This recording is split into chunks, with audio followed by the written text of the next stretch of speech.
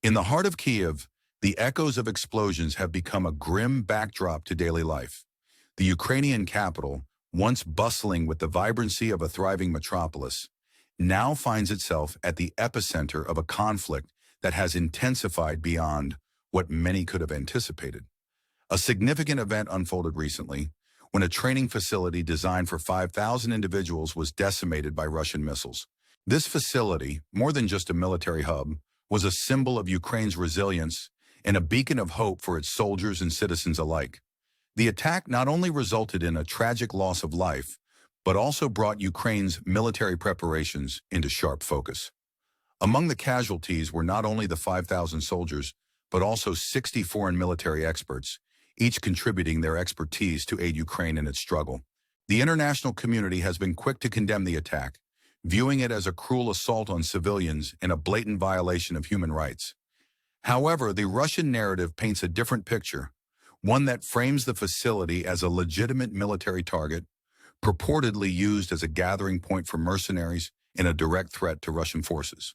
This conflicting perspective highlights the complex tapestry of geopolitical interests and rivalries that have turned once friendly neighbors into adversaries. The ethical boundaries of warfare are put to the test as schools and educational institutions become battlefields, challenging the very fabric of human civilization and its values. Wasyl Dekin, a prominent Ukrainian military expert, argues that the targeted school was more than an academic institution. It was a training ground for future military leaders, thereby making it a strategic target. Yet this view is not universally accepted.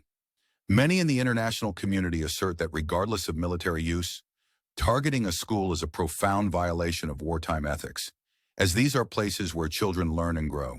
The debate continues, with questions raised about the responsibilities of the Ukrainian and Russian forces in this escalating conflict. The principle of protecting civilians remains a cornerstone of international warfare ethics, and any action that endangers civilian lives is seen as a betrayal of humanity's conscience. In the midst of this turmoil, a new phenomenon has emerged: the participation of women in the conflict. According to Ukraine's Ministry of Defense, an increasing number of women are volunteering, undergoing military training in countries like Poland, and preparing to defend their homeland. This development challenges traditional gender roles and stereotypes, prompting discussions about gender equality and responsibility during wartime. Svetlana Shurova, first deputy chairman of the Committee for International Affairs of the Russian State Duma, acknowledges the right of women to participate in war if they choose to do so willingly. However, she emphasizes that their primary role should be to support fighters from home, reflecting the enduring conflict over gender roles in modern society. As we witness these remarkable changes, we are reminded of the immense cost of war and the urgent need for peace.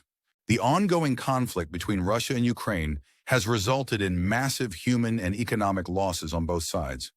The devastation of a training center, the ethical debates surrounding military targets, and the evolving role of women in war all underscore the profound impact of conflict on human society. Ultimately, war is not the optimal solution to disputes. It exacerbates tensions and inflicts suffering on countless individuals. Therefore, we urge both Russia and Ukraine to return to the negotiating table and seek peaceful resolutions to their differences. At this critical juncture, the international community must play an active role, providing robust support and assistance in fostering a peaceful resolution to the conflict. In the days to come, it is imperative that we remember the lessons and costs of war, cherishing the hard-won peace and stability that so many have sacrificed to achieve. Together, we can work towards creating a more harmonious, prosperous, and better world for future generations. The capture of the Chasivoyarsk fortress by the Russian armed forces marks a significant shift in the territorial landscape. Reliable sources indicate that Ukrainian defense forces have abandoned their positions at the fireproof factory in Chasivoyarsk, leaving this crucial stronghold under Russian control. Following the capture of Velika Novosilka, Russian forces have expanded their reach, advancing into areas west and south of Novikomar. The initial assaults by Russian aerospace forces in Velika Novosilka have caused the defensive line of the Kiev troops to crumble, leading to a state of disarray where many Ukrainian units struggle to escape encirclement. In tandem with operations in Velika Novosilka, Moscow's forces have launched an offensive northwest of the region, aiming to push further towards Zaporizhzhia. Reports suggest that the Russians have made significant inroads, extending their control over the western flanks of the city. Attacks continue in the direction of Udachner and Kotline, with parts of the area already under Moscow's command.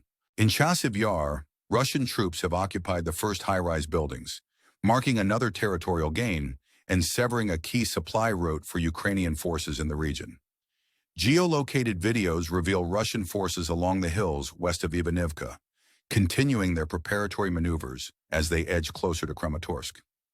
The previous week was marked by fierce battles across several cities, with Chasiv Yar standing as a main fortress for Ukrainian forces in the industrial zone. Despite the determined defense, the refractory factory eventually fell, leaving Ukrainian troops with only weakened positions behind them. These extend across fields and villages, stretching to Druzhkivka and finally to Kramatorsk. With the fall of Chasiv, Russian shock troops now set their sights on Alexeyevo-Druzhkivka, a settlement strategically positioned between Druzhkivka and Konstantinovka. Konstantinovka, one of the four major cities in the densely populated metropolitan region, lies further south. Meanwhile, another formation of Russian forces is closing in from the south, advancing through Toretsk. The battle for the city appears to be nearing its conclusion, with only a few streets in the northern suburbs still under Ukrainian control. Several villages remain contested as the Russians press their advantage further north towards Konstantinovka. Simultaneously, another Russian offensive is underway in the Donbass region, southwest of Konstantinovka, near Pokrovsk and Minohard. These developments have significant implications for the course of the special military operation. As expected, Russian forces have bypassed Pokrovsk from the west, pushing forward along the railway line to continue their assaults toward the city. Moscow's units have exploited a vulnerability in the eastern section of Pokrovsk, near Worstwichenka, slicing deep into the defensive lines of Kiev's troops and securing a critical intersection east of the city. Although the siege ring is not yet fully closed, the general outline is unmistakably visible, with Russian forces encircling the city in their typical fashion, aiming to force Ukrainian troops into a crossfire and compel them to retreat. This strategy has been employed by Russia in numerous battles, and the pattern seems set to repeat itself in Pokrovsk. The persistence of Kiev's forces in shifting positions from semi-encircled locations to minimize losses has been a notable tactic. However, this time, a stark difference is evident. While last year in Avdiivka, Ukrainian brigades were still operating with a certain level of manpower, current units are primarily composed of exhausted troops and inadequately trained recruits. This presents a substantial challenge for Kiev's command, as many reservists are prone to abandoning their positions or deserting the front lines. As 2025 unfolds, Ukraine faces a series of operational crises, with Russian forces poised to exploit these vulnerabilities. As the conflict continues to unfold, the situation around Bakhmut and Atmivsk becomes increasingly volatile. Russian forces have made significant advances in the industrial zone and the northern district of Chasiv Yar over recent weeks. Moscow's troops have achieved notable successes in the city center, with reports indicating that they are nearing full control of the Nord district. The past 6 months have seen relentless fighting, with video footage circulating online showing Russian soldiers occupying the premises of the refractory factory. The battles for the industrial area have raged throughout December, culminating in the Russian forces' penetration of Pivnitny and the consolidation of their positions. Recent footage released by the Ukrainian armed forces illustrates the intensity of the conflict, capturing Moscow's troops launching assaults on Ukrainian positions in multi-story buildings near the Avangard Stadium. This footage highlights the precarious state of the defense line in Chasiv Yar, where Kiev's troops are showing signs of withdrawal from this strategic stronghold. As the Russian armed forces continue their advance, the broader implications of this conflict loom large. The ongoing struggle serves as a stark reminder of the profound human cost of war, as well as the urgent need for diplomatic solutions. The resilience and determination exhibited by both sides underscore the complexity of this conflict, which has deep historical roots and far-reaching geopolitical consequences. In reflecting on these events, one must consider the long-term impact on the people of Ukraine and Russia, as well as the broader region. The war has not only reshaped the geopolitical landscape, but also altered the lives of countless individuals caught in its wake. Families have been torn apart, communities devastated, and futures forever changed. Amidst the chaos, the call for peace resonates more strongly than ever. As we conclude this exploration of the ongoing conflict, we are left with pressing questions.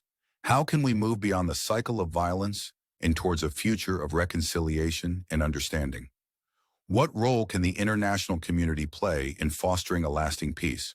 And perhaps most importantly, what lessons can we, as individuals and as a society, learn from this conflict to prevent similar tragedies in the future? These questions linger, challenging us to think deeply about the nature of conflict and the value of peace. As we ponder these issues, we invite you to engage with this content by liking and subscribing, joining us on this journey of exploration and understanding.